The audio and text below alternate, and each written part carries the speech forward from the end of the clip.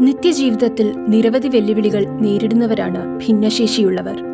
മാനസികവും ശാരീരികവും സാമൂഹികവുമായ പ്രവർത്തനങ്ങൾ അതേവിധം നിർവഹിക്കാനായി ഒട്ടനവധി സമഗ്ര പദ്ധതികൾ സർക്കാർ ഇവർക്കായി നടപ്പിലാക്കി വരുന്നു.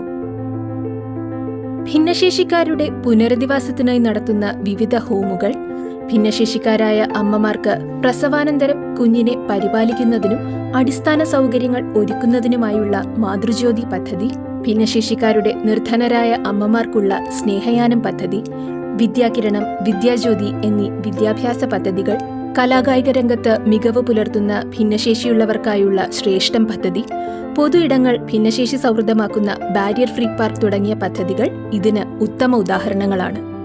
ഡിസംബർ 26 ഭിന്നശേഷിയുള്ള വ്യക്തികളുടെ സംരക്ഷണവും തുല്യതയും ഉറപ്പുവരുത്തുക എന്ന ലക്ഷ്യത്തോടെ കേരള സാമൂഹ്യനീതി വകുപ്പ് ഉണർവ് 2023 നടത്തുകയാണ്. ഭിന്നശേഷി വിഭാഗങ്ങൾക്ക് വേണ്ടി സ്തുത്യർഹമായ സേവനമനുഷ്ഠിക്കുന്നവരെയും സർക്കാർ സ്വകാര്യ പൊതുമേഖലകളിൽ പ്രവർത്തിക്കുന്ന ഭിന്നശേഷിക്കാരായ ജീവനക്കാരെയും സംസ്ഥാന സർക്കാർ ഈ ചടങ്ങിൽ ആദരിക്കും. തനിച്ചല്ല നിങ്ങൾ, ഒപ്പമുണ്ട് ഞങ്ങൾ എന്ന ആപ്തവാക്യവുമായി ഈ അന്താരാഷ്ട്ര ഭിന്നശേഷി ദിനാഘോഷത്തിന്റെ ഭാഗമാകുവാൻ നിങ്ങളേവരെയും ക്ഷണിക്കുന്നു.